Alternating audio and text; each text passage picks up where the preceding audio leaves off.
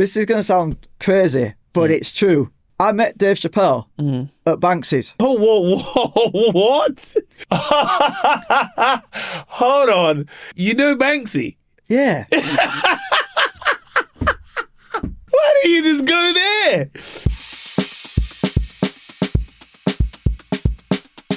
You know I'm a big fan, man. How are you in yourself, though? I'm pretty good, man. Yeah? I feel like I'm the healthiest I've been in many years. I've got a good structure in my life right now. Yeah. And I think that's super important. But when you have, when you've got like a chronic illness and you work in this industry, well, in any industry, when you've got a busy life and you're also managing an illness and you're also, trying to push the envelope in whatever it is that you do, then I think it can be hard to maintain a routine that is not too stressful. Is that quite a hard balancing act? Yeah. Because I guess like your work is like, it's like a love, it's a passion project. Do you know what I mean? Like literally, this is what I live for. This is going to sound really silly, but anybody who's got Crohn's disease or a similar condition to that knows exactly what I mean. Like, when I've got commitments, like even coming to do this show, like I'm scared to eat anything too close to the actual record, because if I eat something, there's always a possibility it could give me a really upset tummy, like really quickly, which could make me too sick to actually continue or finish the interview. I've had it so long, it's kind of I understand my limits with it now. But like when you're younger and you're a teenager and you're like starting to go on dates and stuff like that, then like most times when you go on a date with somebody, you sit down over food and get to know each other. But when you're scared to eat because because it can make you sick, and also you're probably nervous going on a date, you know what I mean? Then like it means that I had to kind of limit certain things in my life, or push myself to do things which I knew could put me like in a difficult situation. You know what I mean? Like I went to cinema once and ate popcorn, and then ironically it was a great date, but at the end of the night I woke up at like 3 a.m. and I had to be rushed to hospital, and I was in hospital for 2 weeks because I ate popcorn. Because of popcorn? Yeah. Wow. Oh my God. So and some things, it's like there's certain things which I've eaten for years and had no problems, but then depending on how my Crohn's is doing, something can just kick it off. Every time I eat, it's a bit like Russian roulette, so to speak. You know what I mean? It's a bit like taking a gamble. It's like if I get Nando's, I have to have it plain. Oh, man. It's sacrilege, isn't it? You know what I mean? Yeah. Plain Nando's. Like, do they question that as well if you go into Nando's? Everybody always says what sauce you're getting, and I'm like, I have to just, I have to keep it simple. I don't know the first time we ever met, but you're one of those people whereby I've seen you on television. That's the first place I ever seen was on television. I just felt like I knew you when I finally met you. I feel like it's similar because I've seen you over the years. Obviously, I've watched your specials and all that sort of stuff. You know what I mean? So when we probably did meet for the first time, it didn't feel like we didn't know each other. Yeah. We've seen each other at like Halloween parties and different things. You know what I mean? Of course. Different events and move in similar circles. But I think I don't know. I like that though. You're from Bradford, right? Yes. That's your hometown. Yeah. I remember when we sat down at the event and you was telling me about one of your favourite magicians and how you got into magic. Because you remember I started asking you questions like this. Yeah. And it's hard because I don't want to feel like I'm interviewing you if we're just sitting there. But I'm so intrigued when it comes to magic. Listen, a lot of life's an interview, innit? Yeah, you know but like magic for me is like one of those things that I'm so intrigued. I love the illusion side of it. There's a part of me, I hate that I don't know how you do the trick, but it's the thing that makes me keep wanting to come back. Do you know what I mean? Yes. Because I said, how did you do that, man? I want to know how you done it. and I think it's still one of the art forms that it goes back hundreds of years. Do you know what I mean? And I remember asking, I was like, how did you get into magic? And you said that your nan? My grandpa was the first person who got me into magic. That's right? it, yes. Because he used to perform, like, he used to do tricks. He didn't really do the magic like but I do, but, he'd do stuff that, would get him a free drink at the pub. he introduced me to it actually by accident initially, because he showed me some techniques to scare away some people that were giving me trouble at school, right? But then my nana was the one who really nurtured it. Yeah. Because, so an example of how she nurtured it, right? Where I grew up, right, in Bradford, there wasn't like really any magic, like, there wasn't any places to go like magic books or anything like that, right? So we found this place in Wakefield called Merlin's, right, which is a magic store. It's a magic, and they do fancy dress, they do all sorts of stuff like that.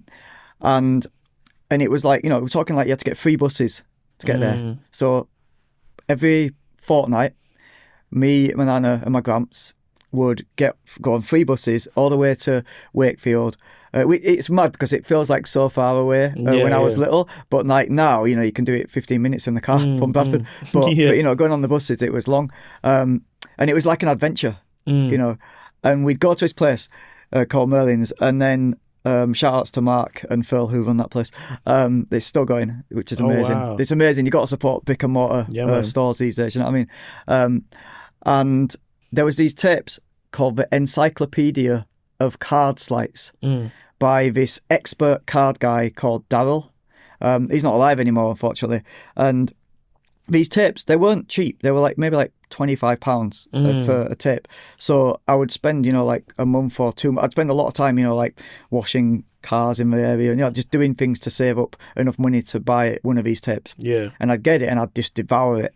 And then I ended up it got to the end of the year and I think I managed to get 3 of these tapes. Then for Christmas, my family, like my nana and my gramps and everyone else in the family, they chipped in and they got me the whole set. There was 8 in the set of this encyclopedic like card sleights series. I got all of them and it was amazing. Like I literally like that was it. It was what I lived for. It was the thing I did every night. I didn't go out and play on the streets. Like it was a bit dangerous where we lived anyway. So like I'd stay in watching these tapes with my grandpa and just trying to learn these card sleights. I didn't really have them. It's so difficult. Some of them I'm still trying to master now. Like, and that's the good thing. It's like a lifelong pursuit, trying to achieve greatness in a field. Yeah, of course. And so I heard that Daryl was coming to Bradford, of all places. Like, he was coming to Bradford this to is do a you lecture. telling me this. Right? He was doing a lecture at the Bradford Magic Circle, right?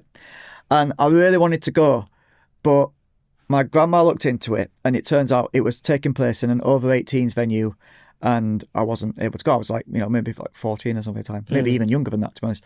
And so I was gutted. And anyway, that weekend comes up, and I knew he was in town a lot, but like I couldn't go to a lecture. But it's Sunday, we're in the White Lion pub. We're getting the Sunday roast, right? It's a ritual, Yorkshire puddings for a lot. Right? Yeah. And I get a tap on the shoulder and I turn around and Daryl's there, and my nana had secretly arranged for him to come and have Sunday roast with us whilst he was in the UK. And he's from like, he's from America. Like, it's not often that he would come to the UK. And he spent an afternoon with us. He had food with us. He gave me a masterclass on card sleights that I still remember to this day, and I'm still trying to perfect these skills and become as good as maybe he was one day. And that kind of just shows the lengths that my nana would go to help me realise my dreams and my passions. Man. So and everything I do, it's because they gave me the inspiration and the spark that I needed. What was it like in terms of growing up? Because if you're spending your time watching VHS tapes at home, what's going on like outside of the home in terms of your environment when you need to step out and go to the shops or go to school and stuff like this? The estate I grew up on at the time was quite notorious. Like I was a really skinny kind of, not the sort of kid who could defend myself. So like, for example, if I went out, if I ever had anything decent, like, I remember I once, remember when rollerblading was like the thing. Yeah. And we'd saved up and I'd got some rollerblades. They weren't the best ones, but they were, I loved them. I remember going out rollerblading and then coming home without my rollerblades because they just get jacked off me. I even once had a snake board you remember snakeboards? They were really hard They're to like ride. skateboards, but you kind of wave with them. Right? Yeah. And I had one of those, and then I remember that I got pushed off of that, and then when I tried to get it back, the person threw it into the road, and then a bus ran over it and like destroyed it. And so it was, in some ways I was small. I was an easy target for people to kind of take advantage of. Also, I didn't really have like the family around me all the time to protect me. So like my dad went to jail when I was 4, and he was pretty much gone like distant for most of my entire life.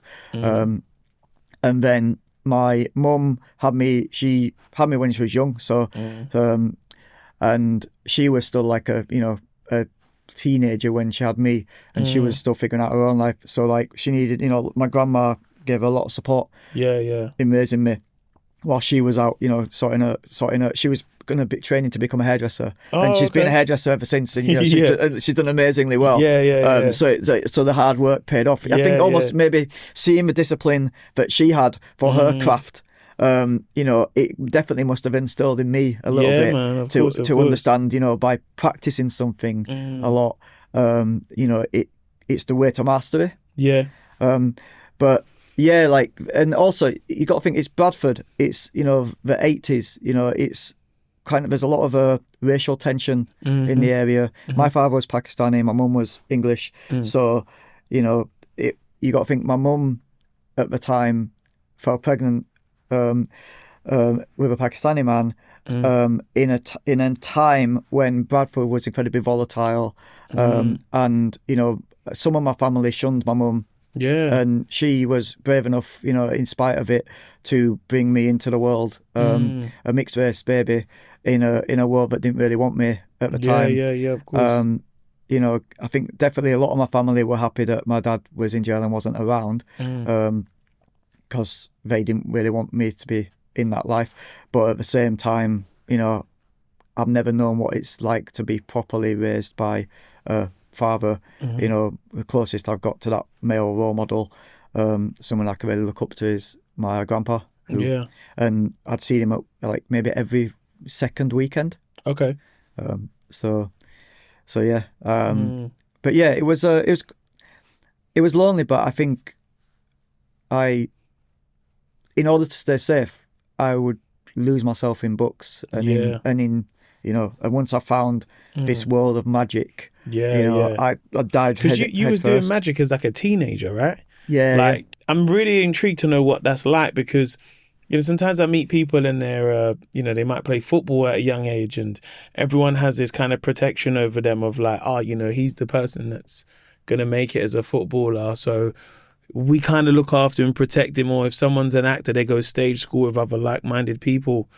What's it like being young as a teenager and doing magic? And are you going out in the streets and doing it? Are you doing it at family gatherings? Are you going to the pubs? Or like, how did your journey start of you really taking it outside of your house?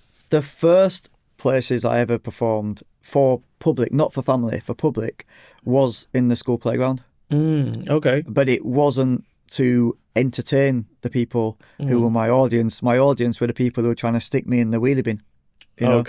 So like, it was, the first ever technique was a way for them not to be able to pick me up. So my grandpa saw it. He picked me up from school one day. He saw what they were doing to me, and on the way home, he said, "I'm going to teach you some skills to stop that from happening to you." In my head, I'm thinking, wicked, Mr. Miyagi, I'm going to learn karate. But it wasn't karate. It was these techniques that were old carny techniques, the old like vaudeville performance techniques that I learned from my gramps to be able to like stop people pushing me around. So like, when you used to go watch these performances in hundreds of years ago in the big tents, right, in the big circus tents, you would have like 100 guys, muscle-bound guys, lining up, trying to push over the small guy, and they couldn't move him because he's mastered these techniques. So I learned some of these, which stopped people being able to push me around when I was a kid. So initially, the magic I was using was to protect myself. And it worked. I got through my school years, And then I left school and went to Batley School of Art and Design at Dewsbury College. Okay. And it was there that I actually started performing magic for entertainment purposes. On the first day, they're going around the table, introducing your new form, your new class, right?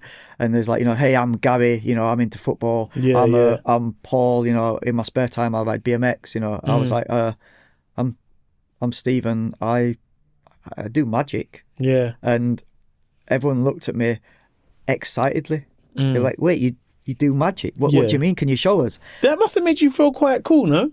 Very cool, because I was nervous to say it, to admit it at first, because my experience with it prior to that it wasn't a cool thing. It was a thing that helped to isolate me from the people that were doing bad to me. Yeah. I never realised it could be a thing that could bring people together. I remember performing magic on that day, and suddenly it became every day. It was performing for people was this new thing, and it gave an energy and this like adrenaline rush that I couldn't shake. I could not I became addicted to that rush, and my confidence grew, and I'd be on the way, on the bus on the way home, and people would get on who don't even go to my college, who'd heard stories about the magic I was doing, and they're like, "Can you do us some magic?" And I was like, "All right, take the cards, mix them up, think of one of them," and I'd take the cards, I'd throw them out the bus window, and their card would be stuck on the window. I remember like feeling like so strong. I'd started to like get asked to do performances at like out of college events, but were organised by the college, like student events, right? And they were paying me as well. It was actually how I was paying for my courses, right? And it got to a point where, I remember on that bus thinking, this feeling, I want this feeling forever. I want and I ended up dropping out of college and just going all in on the magic. Wow. That year, my grandma, who I was talking about earlier, is my great grandma. It's my mum's grandma. Okay. So my mum's mum actually lives in America. Moved there when I was quite young, due to my granddad's work, right? Different granddad. So my great grandpa, it's going to get confusing. Sorry, guys. My great grandpa and great grandma are the ones who nurtured the magic in the way that they did. They're the ones who lived in Bradford with us, right? And then my my actual grandma, my mum's mum, they lived in America, and for my 18th birthday, they got me a plane ticket to go out and stay with them, and they organised like a 3-month visa. So I got to go out there, and whilst I was in America, right, my nan, who lives out there, she's got 18 award-winning golden retriever dogs. Oh, right? really? Yeah, they actually she breeds for dogs. Like, wow. My granddad, he's got a different, more regular job out there, right? And they ended up out there because his company got bought up by an American company. And then they moved him to the States to open up branches over there. And so she's got all these dogs. And most of my time, whilst I was in America, I was helping her at the dog shows, grooming the dogs. Right? We had this one of my favourite dog, right, called Tomba, golden retriever. It was a puppy when I first got there, but it was massive, right? And it'd sleep on the bed with me, right, when we were there. But also we'd go in the RV and we'd travel across America, basically doing dog shows. We'd go to New Orleans, we'd go to Vegas, we'd go all over the place. And you're 18 at this point? Yes, I was 18 at this point, yeah, right. And like in the daytimes, right, I'd do the dog shows, and I'd earn some pocket money off my grandma, right. And in the evenings, we'd find local magic clubs, or if we're in Vegas, we'd go to magic shows. You know what I mean? And it was crazy because I got an education. I got to meet people like David Copperfield, David Blaine. Like, I got to meet all of these people when I was young, and I was asking them, like, I was making notes, like making like advice on how they made this into a living. And then I came back from America after about 3 months. Like, I came back from there, and I had this master plan. I was like, all right, I want to do magic. I'm going to make this into a business. But my original plan was to go back to Vegas with it, because that's the home of magic, right? You got all the big performers there, Penn and Teller. Yeah, And I thought that's where I Vegas is needed a to vibe be. as well. So I ended up doing my research and how you go about getting there, and the easiest way is to get a gaming license. Okay. So then I went and took an apprenticeship at Gala Casino in Bradford, which was an 18-month apprenticeship, where I got paid for it, but I also would learn the trade, and by the end of it, get a gaming license. So I learned how to be a croupier. Yeah. Which was weird because when I was doing my apprenticeship, nobody. Some of the apprenticeship, you're dealing with real people in the casino, yeah, of course. right? But nobody would play cards with me, so I can only deal roulette. They don't let me deal roulette because I had a little bit of reputation for my magic, so they didn't want to. Yes, because that's what I was going to ask you. So can you count cards? Yeah. Is it? Yeah.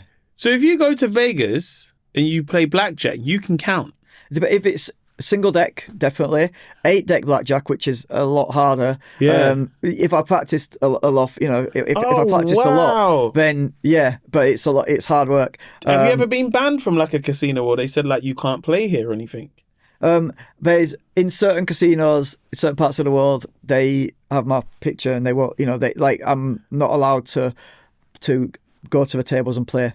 Really? Yeah. Oh my gosh. Yeah.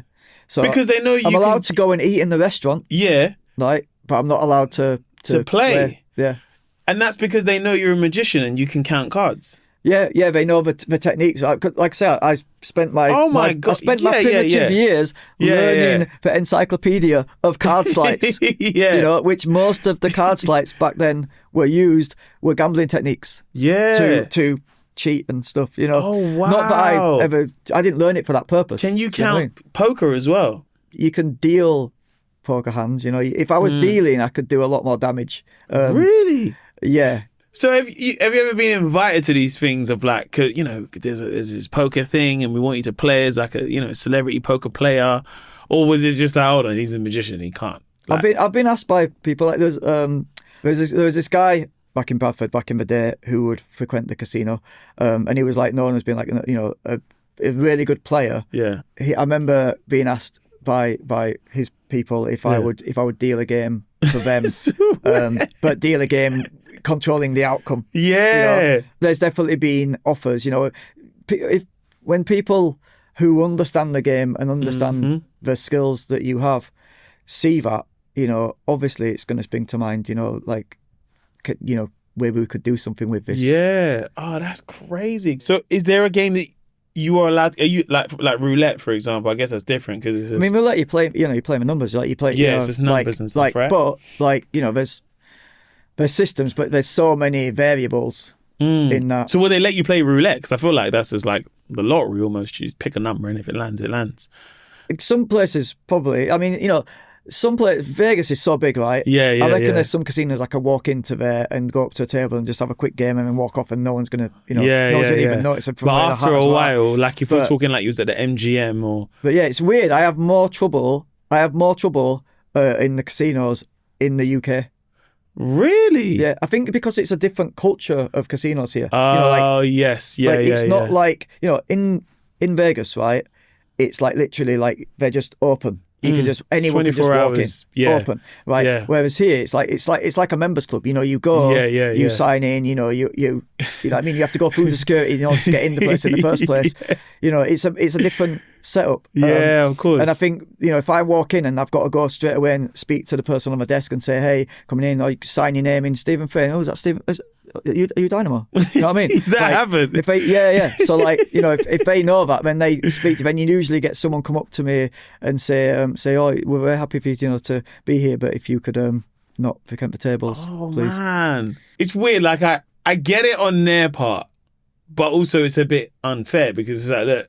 Yeah, and also, I mean, the thing is, ultimately, it's all a game of look. There's skill involved, but still, it's a skill that is. It's like I feel like you should be commended for that skill. If you were able to beat the house, you should be commended for it. Yeah. Oh, that's it. So what's it like when you went to America and you met Penn and Teller and David Blaine? Because I guess like when you to even meet them must be like almost something that's almost like, oh my God, this is like blowing my mind. But as a as a magician, Yeah, it yeah. must be even better, you know? Oh, I mean, I'm meeting my idols. Do you know what I mean? I'm meeting people who are examples to me of what you can achieve and the fact that it's possible. Yeah. You know, when I met them, I was like, I was so kind of impassioned about wanting to do this for the rest of my life. But I think that took over, so I wasn't nervous speaking to them. Yeah. Because I was like a sponge trying to soak up this knowledge. I knew that I was in a room full of wisdom, full of greatness, full of like people who've lived it. They've done what I want to do. And I thought, well, this is an opportunity to learn from the best of the best. And I just kind of soaked it up, you know. And yeah, it's amazing to like, you know, like I've met loads of people over the years, you know, like famous people to like, you know, but the craziest thing, you know, like people like say to me, oh, like, you know, you've got like some cool people's numbers in your phone book. But I'm like, yeah, man, I've got like Penn and Tellers, you know what I mean? They're the cool ones to me. Yeah. Like, you know, like... who would you say is your top 5 in your phone book? Oh, man. This is proper name dropping now. I wasn't even going there. Like, go for it, man. I like mean, top 5 where you're like... Top 5, we're talking magicians or talking just legends? Yeah, actually, not non-magicians where you're like top 5 who you have in your phone book right now. Non-magicians. One person who was massively supportive of me early on in my career, and was on one of my first TV shows and on, you know, one of my most recent TV shows, you know, is it's the whole band is a Coldplay. Wow. Yeah, like I remember meeting Chris first at Coco in Camden. I managed to like get tickets, right? And I was doing magic to this lady, right? She's a lovely little older lady, right? And she was like, yeah, I wasn't in like a VIP or anything. I was just in a normal area, right? And then she goes, oh, you've got to come show my son, Chris. Come show Christopher some magic. I'm like, all right. I'm thinking I'm going to get taken. We're going for these back rooms. I'm thinking who is this lady? Because we seem to be going in places I've never even been to in Coco before, right?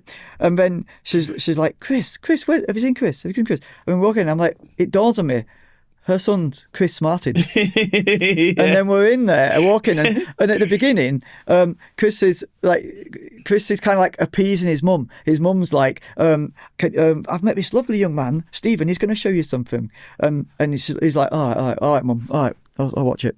Yeah. And at the beginning, we've got all this on film. Yeah. Right? And at the beginning, he was a bit like, you know, I feel like he was just, you know, being polite. Yeah. Okay. But then when he saw the first piece of magic, suddenly everything changed. His whole demeanour changed. He stopped the room. They were all packing like guitars away. They were all like packing stuff away because it was the end of the night, right?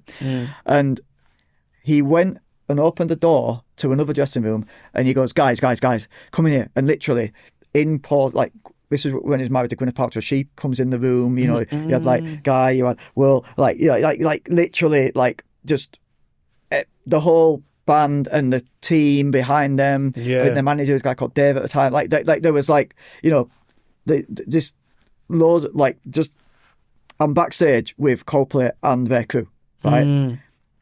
And I said, they said, he goes, right, can you do some more magic? I goes, can I film it all? And they goes, of course. Yeah. And then literally I perform my little heart out, and the next thing they says, oh, we're doing shows in Crystal Palace next week. Would you come and do backstage magic for us at the after parties each show? I was like, yeah. And I did that, and then they said, yeah, if, you know, we're going to support, you know, if you ever need us to do anything, we love you, we want you, and we're going to support you. Cold, and you know, people say that to you. You meet a lot of people and they say that. Yeah. But then my first TV show, they came on it, right? And then Magician Impossible, they came on that. Yeah. And then, and the thing is, they only got bigger and bigger and bigger. Yeah. And then fast forward to, you know, like to 2023 for Dynamo is Dead show I was making, and I'm in America filming that show, and they said, yeah, come through to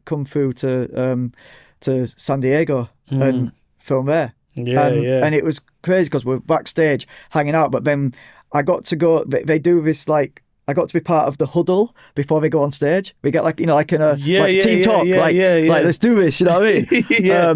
And it was amazing. Like they were like, to kind of to get to the level they've got to, but still kind of maintain the relationships that they do. It's a testament to them. So that's a long story, long way of saying, but I guess the Coldplay is probably the you know, they're up there. Dave Chappelle. Is it? Bruh, I ain't even got Dave Chappelle's number.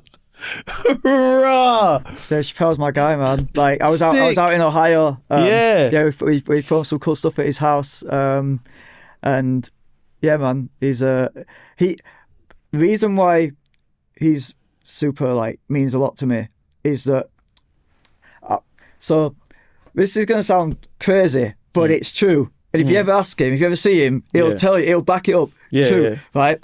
I met Dave Chappelle at Banksy's. Right? Oh, whoa, what? So hold on. Hold on. You met, hold on, wait. You know Banksy? Yeah. Right? Why didn't you just go there? Why did you should have went straight there? Well, who's the top female? You know Banksy. That is crazy. Yeah, like so Banksy Banksy was doing this he bought like the old pub in his old like estate that he used to live in, right? Banksy, yeah? Yeah, and he regenerated it. And he brought me, Damien Junior Gong Marley and Dave Chappelle to Bristol to this you know, this pub. Yeah. Right? Yeah. And we're all there, right? And I'm like literally he goes, oh, this is your room, right? This is where you can, you know, like your dressing room sort of thing. Yeah. Right? Dave Chappelle's just next door. You know, and then so then I'm literally just like that whole day, like, because the dressing room was tiny, so outside it there was like a little like set up with like drinks and food and stuff like that. So I'm just sat there chilling with Chappelle and his son Sule for the most all day. Oh my god! And we were doing magic and everything and just hanging out, and then, you know, like, and then we were on stage and stuff like that. Because they did like it was like a mini carnival type festival vibe, right? And yeah, so we became really good friends there, right? But then. And this is what I'm saying, like, it's kind of crazy how the relationships maintain, because like the people I'm saying, they're people that I've remained long-term relationships with, of course, right? Because I've got some numbers in my phone book, but like since they gave me the number, I haven't called them because I don't know what to say to that person. Because I met them briefly, and it's awkward. You're just like, hey, mate, right. But then Dave came through to London and he was doing some shows that week, and then he invited me down to the shows, and I was there. I was at the shows, like, you know, we were hanging out with, like, it was De La Soul was there. I've known De La Soul for years, and Kano was there. We went for dinner and stuff like that, and then we were partying after, and then Dave flies home, and I didn't think, you know, I thought this is cool, like, but I never thought, you know, when he'd gone, I was like, I'm not really sure, like, do I text him? Do I keep in touch? You know what I mean? Give me number that. But like, I kind of, you know, still, it's like, you know, people of that level, like, what do I have to say to someone like that? Do you know what I mean? I think maybe that's an imposter syndrome thing, but it's like, you know, it's kind of like these people are like the toppest level of their game. They're the goats, right? No, but you I think you are as well, bro. Like, you know, to do what you've done and sustain it for such a long period of time, that you're almost like a brand, if that makes sense. When it comes to magic, I think what you do is more than just, this is a card trick. Do you know what I mean? When it comes to television shows and that's what I aim for. You know, and stuff. I want to be great in this. I'm a student of it. There's not a chance in my lifetime that I will ever get as good as I can ever be. Because the history of magic, there's so much to study. There's so much to kind of learn. But like I will never visit magic books, right? Mm-hmm. I've got more magic books in my library that it's possible for me to read in my entire lifetime, Yeah. right? That's a lot of But I studying, try and man. read a little bit of everything. You know what I mean? I try and because I study this stuff because you know I care. Like I love magic so much, and I think it's important that you know I create the right legacy for magic. You know, because I think it's very easy for like magic to be trivialized. You know, to think it's just tricks of art, whereas I think it's not. I think magic is it's a feeling that you can create in somebody. You can create that feeling through comedy, you know, through performance, right?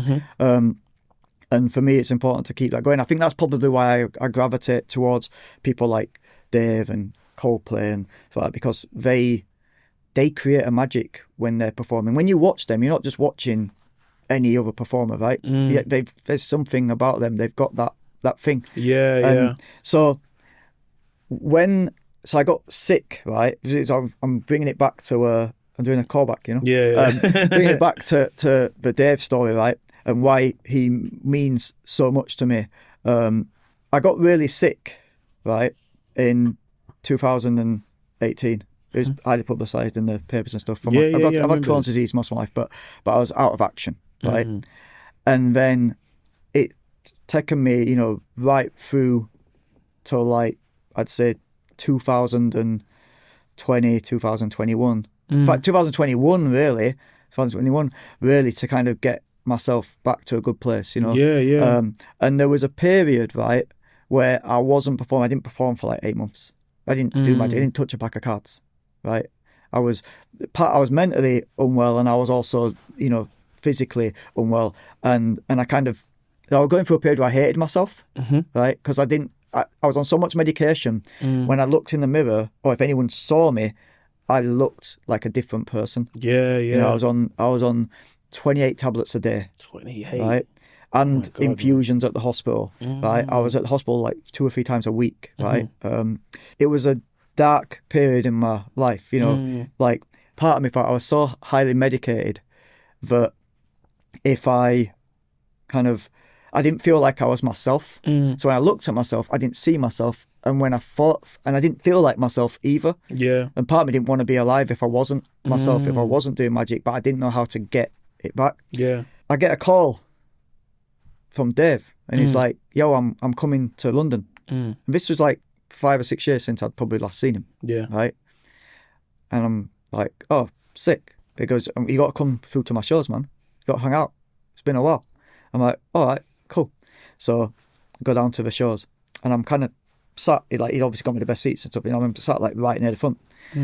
And halfway through his performance, he stops, looks at me, and he goes, "Do you guys like magic?" And he looks down, and he goes, "Because my boy's in the crowd, and I want to get him up here to show you some stuff." Yeah. And in my head, I'm like, oh man, like I was nervous for 2 reasons. First off, I've got to get on the stage with the gut. Right? Yeah. Like, so I've got to represent for him, right? Yeah. And then also, I hadn't performed in like 8 months. Like I wasn't active. I was, you know, like I was definitely rusty. Do you know what I mean? Yeah. And I didn't, and at that point as well, like I didn't really know my place in life because I knew I couldn't perform to the capacity that I had been performing, but I knew I didn't want to do anything else other than that. So I was lost as a person, right? And those 8 minutes on stage performing, it knocked me out of my funk in a good way. You know, like suddenly I realised what I needed to do with my life, and I knew that I had to get back to performing, right? And that week he kept inviting me to, he was doing like a lot of different shows, right? And he kept inviting me along to every single one, and he kept like bringing me on stage or like getting me to perform. So every night I found myself going home, staying up till like early hours in the morning, which I stay up late anyway. I normally stay up till like 4 or 5 in the morning writing and working on stuff, right? But I was writing new material because I knew that if he got me on stage, I needed to be ready. Yeah, you did. And he got me out of my, I almost like had like the equivalent of, I guess, magic writer's block. And he got me out of it and forced me back on stage. He forced me to do something I couldn't force myself to do. And to do it for him, it was such an honour. And for me, that's why I hold him in high regard, because I feel like he gave me a new lease of life and reminded me of why I'm here. And, to give me a platform like that, some of his stature in his industry, in the entertainment world, it's like, and also I'm going to each of these shows. I'm getting to see a masterclass before I even go on stage. I'm learning from the GOAT, Yeah, man. So he's up there. You wanted 5, didn't you? I'll go quicker on the other ones. No, we got who we got? We got Chris Martin, we got Banksy, Dave Chappelle. Oh yeah, so 2 more. Yeah, 2 more. I'm gonna go for a good one, relevant right now, but he's just a G anyway in general. Stephen Graham. Oh wow. Yeah, man, he's a G, like bad boy actor. Yeah, he's amazing. He's so nice as well. He's such a cool guy, man. Yeah. That's what it like. Years ago, I was doing an arena tour. Yeah, and I ended up doing shows in Liverpool. Normally the promoters, they invite people through and that lot, and then I do like meet and greets after. And I walk in the room and it's Stephen Graham and his family. You know what I mean? And like, first off, like, I wasn't initially expecting him. I didn't know he was going to be there. I know that they were bringing people throughout the week. There, footballers come through and stuff like that.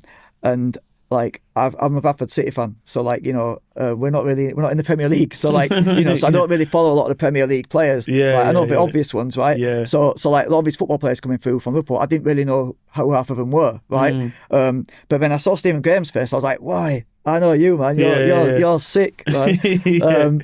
And yeah, like, and then we stayed in contact. We became friends. You know what I mean? Wow. And he's I love the fact that he used to watch my show, or still watches my shows, but they watch it as a family. Like, and I think that's the one thing about magic that I really love, is that you can appreciate if you're 60 years old, you can appreciate if you're 5 years old, you can appreciate if you're 15 years old. Do you know what I mean? Magic has no age barrier, and it also has no language barrier. Yeah. And so like to have the whole family as fans is awesome. And like, like, it's like, like Stephen Graham's been to my house and stuff. Do you know what I mean? It's kind of like, it's crazy because like you forget sometimes when you're around him, because he's so cool. Yeah. How epic and iconic the stuff he's done is. Do you know what I mean? Like, That's like true, man. You'll be at your house, but then at night you'll be watching something. You're watching a Scorsese movie, and like, oh, there he is. You know what I mean? No, Lovely guy, I man. mean, and like, I'm so happy of all the accolades that you're getting, because it's long overdue. Do you know what I mean? Man. Like, I that guy's he's been a legend for years. I met him at the BAFTAs. He had this speech, and it always stuck with me, where he said along the lines where he's just like, this isn't, this winning this isn't the prize. Being here and getting to do what we do, we've already won. Do you know what I mean? Yeah, and it was that yeah. speech where I was like, I'm sitting there, and I was just like, it's true, man. I can't lie. I was like, I hear that. I still want to win though. Yeah. I hear it, man. So you had your show in like around about in the 2000s. I'd say that mid 2000s. You had like your kind of breakthrough. So my like, television. My first TV spot was in 2003. 2003. I did a show. It was 2003 or 2004. Like my first ever bits on TV. Yeah. It was 2004. I got my Prince's Trust business startup loan 2003. Oh wow! Right, but okay. I remember I did this spot, which the Prince Trust helped me get to do my first ever TV appearance, and that was a show called Terry and Gabby, which Terry Wogan and Gabby Roslin, like, and that was like my first ever show. It was Chris Evans, actually, his company made that TV show back in the day. Yeah. What's it like doing TV as a magician? Because I feel like magic is so, what's the word I'm looking for? It's like the thing that you want to see there and there. Do you know what I mean? Like where I guess I have grown up watching magic on television, but I guess there's something really special about being there in the moment where a magician's like, okay, cool, here's the card. Everyone look at the card, but don't show me. What's it like when that kind of starts changing when you're on television at this point? Initially, I think naivety helped play a little part in me not noticing a difference. I didn't treat it differently as a medium, right? As I went on that TV show, and I just performed the same magic that I performed in the playground, you know what I mean, or that I performed anywhere, right? But when I watched it back, I was like, it feels flat. It doesn't have the same energy that it does when I'm on the playground. Because first thing is, I noticed that people on TV who are professional at it, they leave gaps for you to speak. You know, when you're talking normally, you might cut each other's sentences off. You jump in, you out, whereas it's almost like a dance. So, and I think where I've evolved in the way I approach TV is I approach it with a choreography state of mind. Yeah. Which kind of helps the fact that when I was younger, I used to like be a b-boy. Really? Yeah. Well, more body popping. Yeah. Yeah. Can you still do it now? I could do bits. Yeah. Is it? Yeah. Oh, that's how the whole Dynamo shuffle that I do, my famous iconic card shuffle, was created, because I combined my love of body popping with my love of card skills. Yeah. But yeah, so like Mappa Youth Club, right? Mappa Youth Club is a place in Bradford. It still exists, right? And West Bowling Estate, and it was one of the places where you would go after school whilst you were, if you have single parent families and their parents are working, it was a safe place for you to go after school and wait there, and then your parents would pick you up later, right? And there's people in the community centre who run it, who look after you, make sure you get fed, and help you do your homework and stuff like that, and they do an amazing job, right? The guys there, they also have, like, there was a recording studio for people to, like, aspiring musicians. There was a dance studio, and there was these guys who used to come and dance called Cash and Jimmy, right? And they were sick body poppers, right? And they did this class, and I used to go every week religiously. And then there was a guy called Dennis John from Huddersfield, and I travelled with them to go to his dance classes. And I learned, I started learning all this stuff. I had these Mr. Wiggles DVDs. Right, Mr. Wiggles is an amazing. He was in the Missy Elliott videos back in the day. Yeah, I know that from back in the day, YouTube times. YouTube times. Yeah.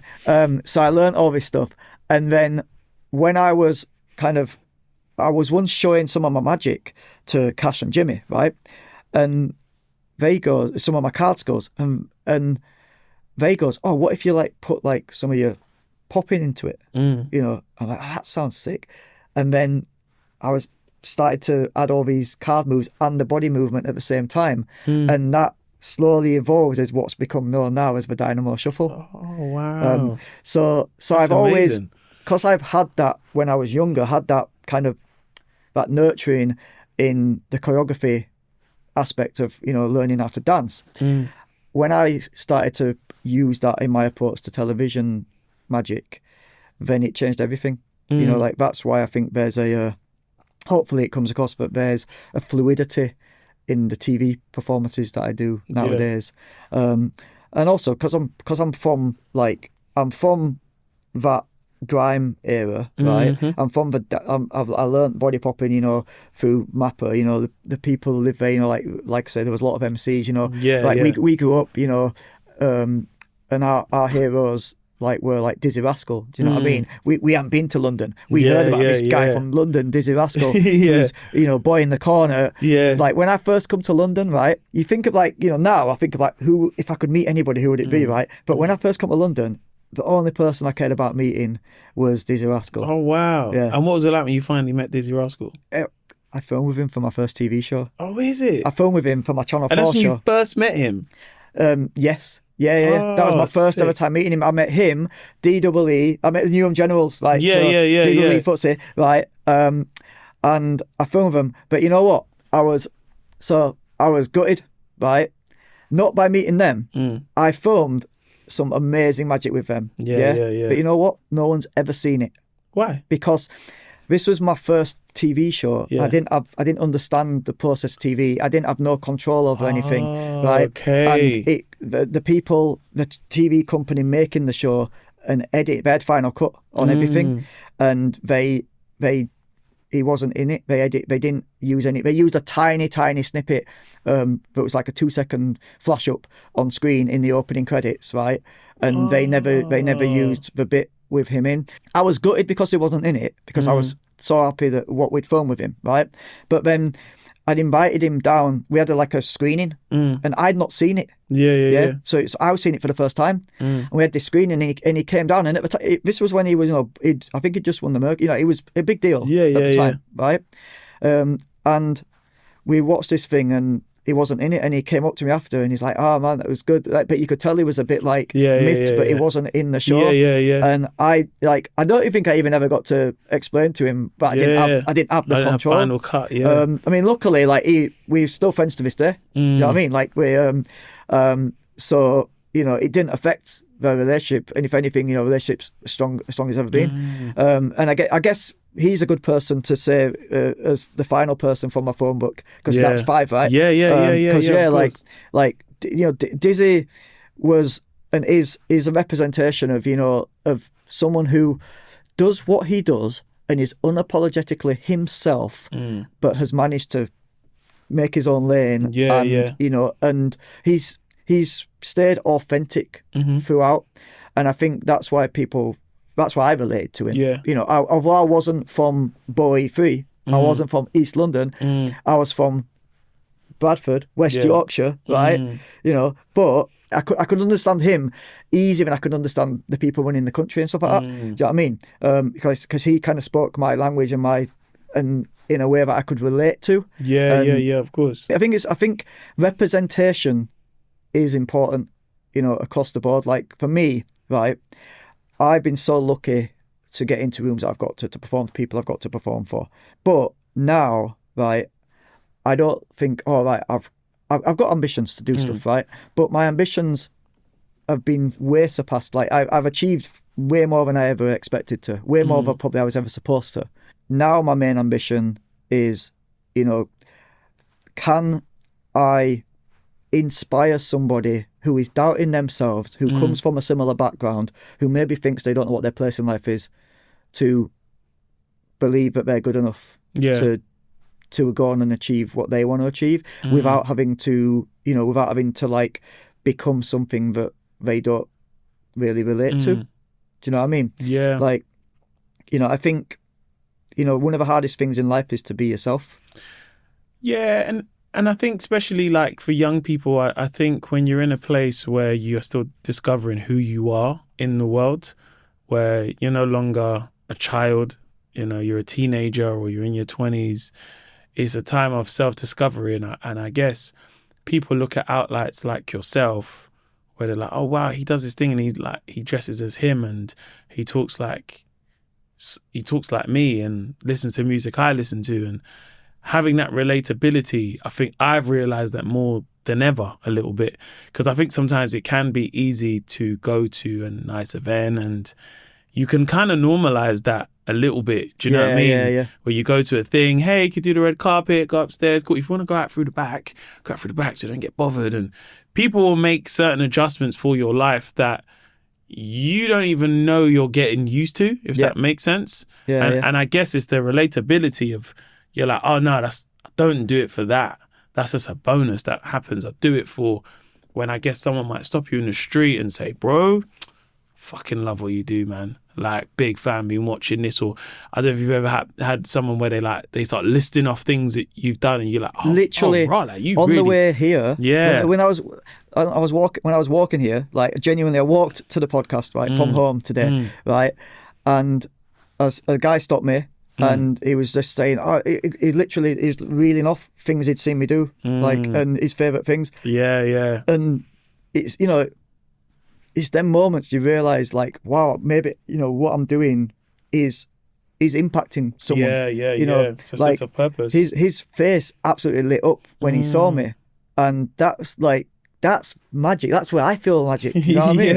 Yeah. Like, because I think, you know what? I've been doing this for so long now. Like, you know, like I said, my first ever TV stuff and my first ever like my career properly started, you know, in like 2003, right? And that's like 23 years ago.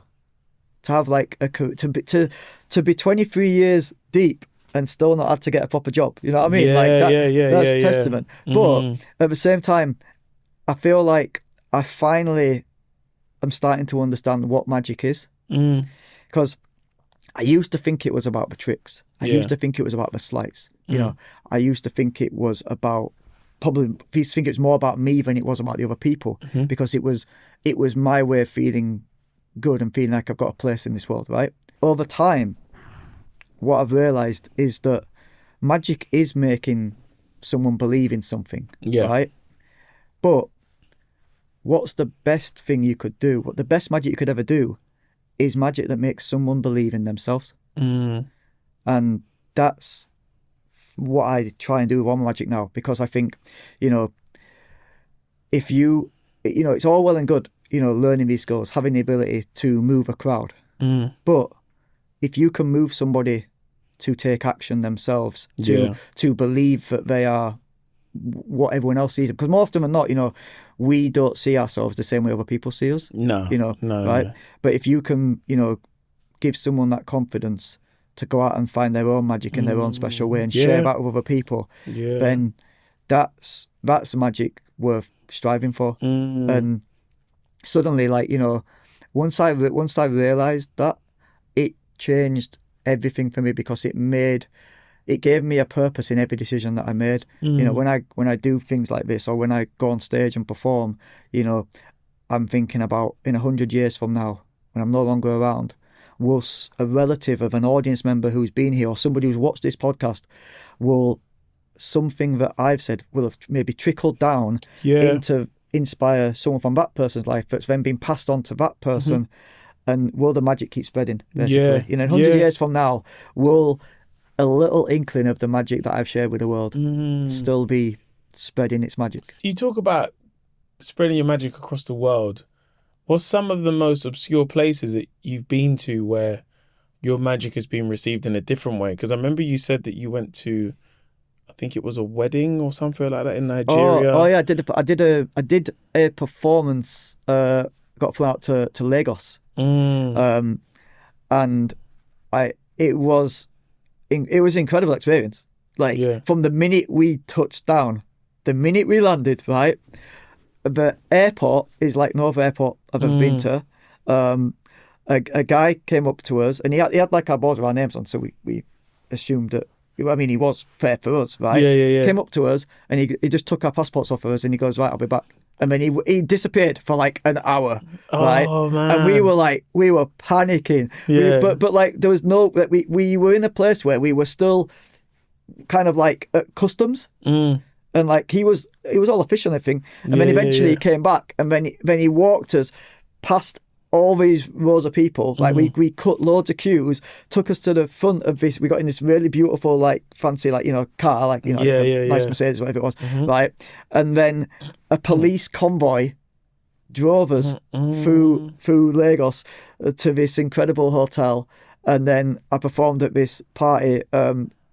Forgive my ignorance, I can't remember the name of the person whose party it was, but at the time he was like a president of or a very high up like person running. How did he see your stuff? Because my TV show, so Magician Impossible, that series was seen in 183 territories around the world. Okay, and it was 4 seasons, but you know, it was 16 episodes of TV. But it was dubbed in every language as well. You know, that so like, that's cool, you know, man. so that show was everywhere, and like a lot of my show, you know, all my shows kind of seem to go in, you know, get picked up in lots of different places. So yeah, you know, I get booked to perform all sorts of different places, but that one was crazy because the reactions were very different from what I've normally get. I remember I was performing on one table, right. With the president's here, the person whose party is, right? And then there's like T-Pain is sat here, right? Because it was me and T-Pain who'd been flown in to perform at this party. Just you two? Just us two. Oh, wow. Right. So random. Right? And like he's there, and then there's like just loads of people, but it was like, I don't know who invited people to the party, because it was like a super secure party, but then there was no spatial awareness. Okay. Everybody was just like, it was like they just let people in from the streets just to come in. Yeah, right? yeah. To experience. And it wasn't this like thing. a wedding or anything. It was just like a party. Nah, it was just some party. And like, so I'm performing, and then I did this piece of magic with the cards on the floor, right? And I left the cards there at the end, right? And something happened with the cards, and it was a prediction type thing, right? And they reacted to the magic, right? First their jaws dropped. Then they brought. This will make sense if you saw the decor. The decor, there was like, like leaves and stuff everywhere. There was like, big massive leaves. The sort of leaves sometimes you can use them as like a brush, like to clean things up. Oh yeah. Them type of big massive kind of leaves, right? And they got loads of leaves, and they basically spread them in a pattern around the cards, and says we can't move the cards now; they're sacred. Like we had to keep. So is it? Yeah. Like so, it was. I've never had that experience anywhere else. Oh in the my world. God! Like I don't know. I mean, I guess it's a testament to my work, because they believed in it was as powerful. Yeah, they as was it like, this is real magic. Yeah. This is black magic. Yeah. But also in terms of magic, it's like you've now received honors. You got an OBE as well in 2013. For your services to magic. Are you in the magic circle as well? Yes. Yeah. I'm now, in the magic circle. For anyone listening, what does that mean when you're in the magic circle? Is it a club? Is it a place you go to? Is it like a membership? Is it what like for? It's a bit like Fight Club about the fighting. Basically, you can't talk about Fight Club. Oh, you can't even talk about it. Like it's what you know about it is what you know about it. I know, that's what I'm saying. I don't know. It's a secret, well, not so secret society for magicians. Oh wow! You have to be at a certain level to get in. You have to do a big audition to get in. You got audition? Yeah. Oh, yeah. You have to audition to become a member, and you're not allowed to like expose any of the things that goes on there. But can you get thrown out of the magic circle? Yeah. Is it? Yeah. Is that for exposing tricks? Yes.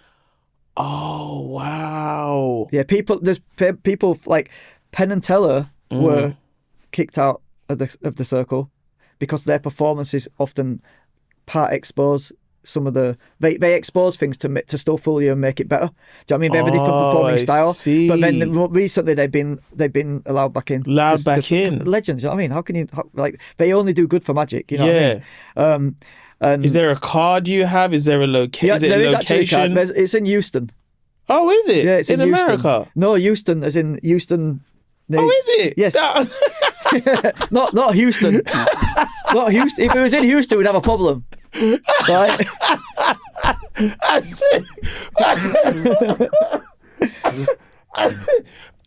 Shit. I said to myself, oh, that's a long place to go for magic.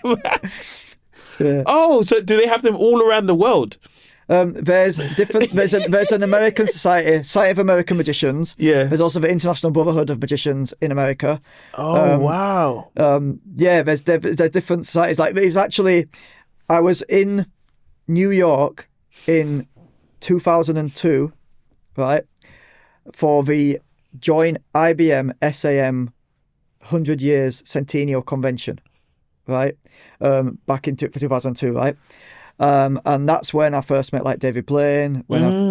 There was this big conference in the Hilton Hotel, right, on the Avenue of the Americas, right. Halfway through performing some magic there, I was flown out there as like I was there to be there as a young up and coming magician, as Stephen the magician, right? Yeah. And it was there through one of my performances. One of the guys jumps up and he goes, "This kid's Dynamo." And that's when I got given the name Dynamo. Oh, okay. That's how you got the name. Yeah. Wow. And the people who said it, they're not names that you would necessarily know, but they were, the guy called Paul Wilson and Aaron Fisher, who are like legends in magic. They write some of the best books and that sort of stuff. They're behind the scenes guys. Yeah.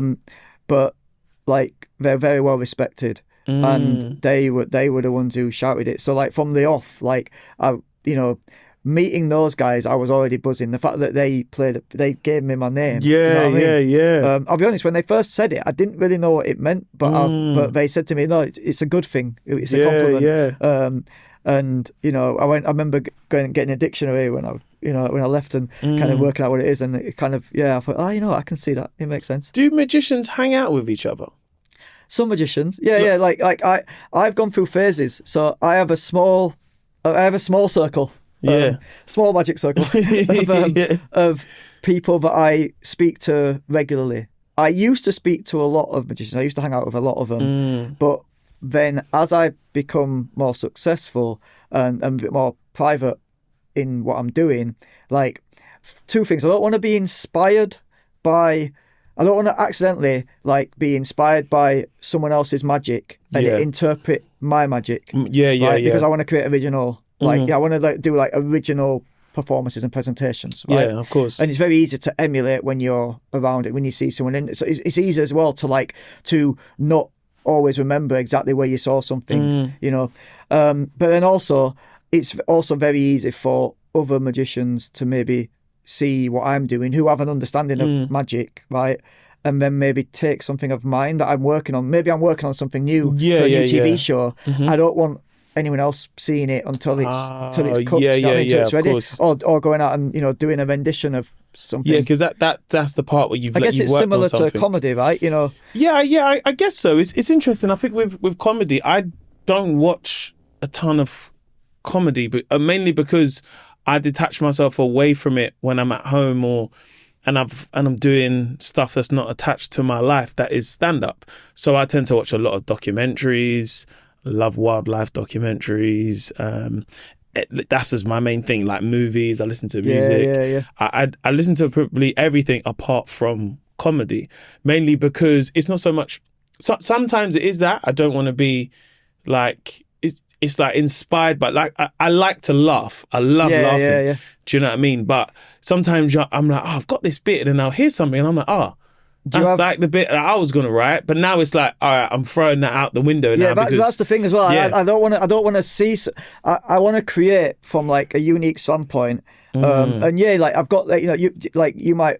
I don't know if you work with like if you have any like people who help you write stuff. I work with a writer. Work with writers or friends that you might share stuff with first and refine it. So like I've got like I said, some of my inner circle, like like I've got friends like like Robert Pound and Darren Sarsby and Pete Turner, Lloyd Barnes. Like these are people that are like incredible magicians behind the scenes. They're like magic writers. Do you know what I mean? They're like if they're like my producers. Like if I if I was a musician and I want a good beat. I'd go. That's like your producers. Oh wow! I didn't think of that. So they're like people that I work with, but like because of that, I kind of even for their sake as well. If they have good ideas that they input into my stuff, I don't want other people seeing that and stealing their ideas. You know what I mean? Of course. So like we keep it quite tight, but at the same time, I think in order to perform to the best of my abilities, I think collaboration is hugely important and valuable.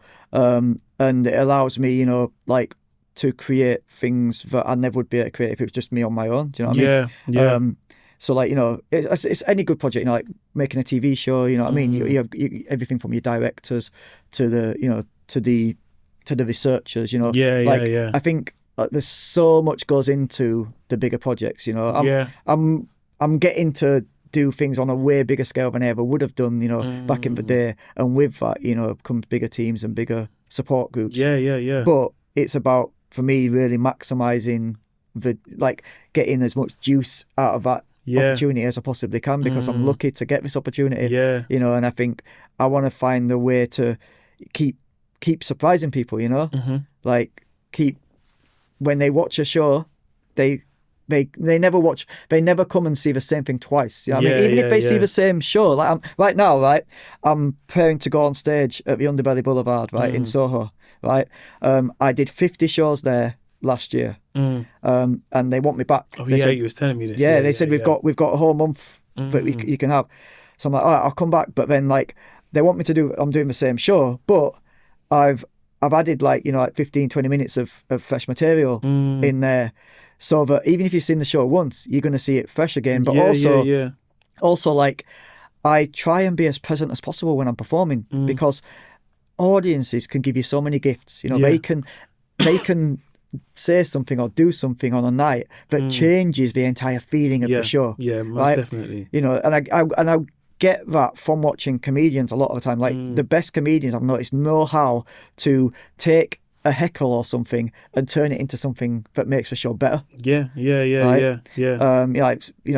You see, I've seen Dave do that on stage. I've seen people like Jimmy Carr do it. Yourself. You know what I mean? Yeah. Like, I almost try and orchestrate happy accidents that happen with the audience now. I always like when they make the decision, not me. It's always better. But how can I get them to that point without me guiding it? Do you know what I mean? Because it's got to feel spontaneous. I guess but you probably have the same. The more you get into something, like that's what I was saying at the beginning. I don't think I will ever learn enough about magic in my entire lifetime, because every performance I give, I learn something new from it. And there's always something new to learn as well. And your live show starts next week, right? Yeah, the 30th of January till the 28th of Feb. You mentioned your legacy a little bit, but how does that start to look for you, as someone who is a pioneer of magic in this country and around the world, and you're really like flying the flag for people that are from, a council estate background, that are working class, and might feel that like, maybe magic, that's not something for me. Do you know what I mean? Because sometimes it's easy to go into, I don't know, maybe sport or music, and, you're someone that is a British icon. Do you know what I mean? You don't get an OBE for just turning up. You're really like flying the flag, and the fact that you have a TV show that's across the world in different languages, and when people think of British magicians, I feel like you're there. And I think of British magicians, I'm probably it's probably you and Paul Daniels, if I'm being completely real. I know there's other magicians out there. I feel like both me and you we're of the age where we just missed the Paul Daniels era. You know what I mean? Like when I don't remember seeing him perform magic live much on TV when I was growing up, but I remember seeing him host like quiz shows and game shows. He was a personality. He was a constant. Yeah, most definitely. I only really got to know Paul as an adult when I was already making a name for myself, and obviously of course, bound to cross paths. He came and did a show in Bradford actually. And wow! That was at St George's Hall, which was cool. Magic is something that ever since my grandpa first showed me it, I thought it was the coolest thing ever. Yeah. Not everybody in my life at the time thought it was cool too. But, it wasn't probably the most obvious path for someone to follow. But I think if my career is a testament to anything, it's that there is really no blueprint to life. If you do something one way, I believe that you obviously should do things that are positive. You should do things that help other people, right? I'm not saying go and live your life exactly how you want it and don't follow no rules and be a bad person. No. Yeah. Right?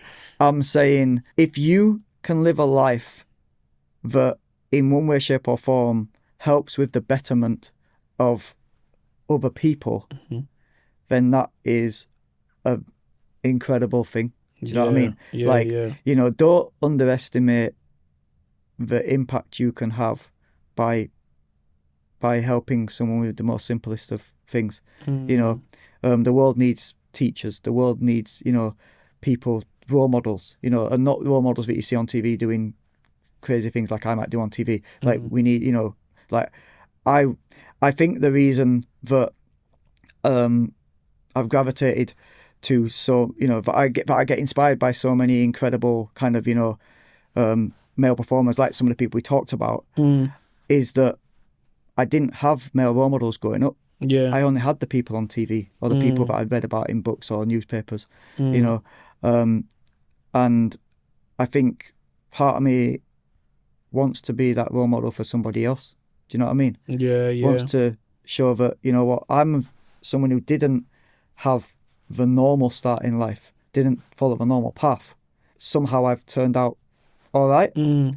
So, maybe that's a little bit of hope for anyone else who feels maybe a little bit lost or feels a bit like they don't really belong. in the world in the way that they think they should. Yeah. I think we all belong, and every single person you meet knows something that you don't. They all have experiences in life that you will maybe never get. Yeah. So like value those experiences because they are what make you you, and nobody else can tell you who you are. Yeah. You know, no one can tell you what you can or can't do. I've done things that even I think is impossible, and I'm a magician. You know what I mean? I do the impossible for a living, but I don't know how I've ended up in some of the places I've ended up. I just know I've stayed true to myself along the way, and I've worked hard, and I believe that, you know, if you put your right energy into the right things, then the world will kind of give it back. Yeah. Dynamo, man. It's such a pleasure to have you on the show. I feel like we've always met in passing, TV shows and stuff, but to sit down and really like pick your brains and ask you these questions which I sit there and it still blows my mind. It was like the way you dropped Banksy was like, yeah, it shouldn't be Banksy, Dave Chappelle. Honestly, like when it comes to magic, yeah, I think you really do fly that flag. Do you know what I mean? You're an absolute like national treasure, man. And I feel like we need to protect you at all costs. Oh, thank you, man. Do you know what I mean, man? And it's such a this has pleasure. It's been great. Like it's felt like just hanging out, you know what I mean? No, it's such a pleasure having you on the pod, my friend. And this has been your beginning, middle, and end. Thank you very much, bruv. Appreciate you, my guy, man. Much respect, man. Thank you, Dynamo, bro. Thanks for doing that, man. Thank you. Hey, what's up? Thank you so much for listening to the podcast today. Now, a lot goes into making each episode. I know you hear my voice, but there's a team behind the scenes who help make it. And if you did enjoy it, I'd really, really appreciate it if you could show the love to them by giving us 5 stars. And if you also have the time, please leave us a review. It's always appreciated, and we love reading the comments. And of course, we want to keep making it better. Thank you for listening, and have a great day. Peace.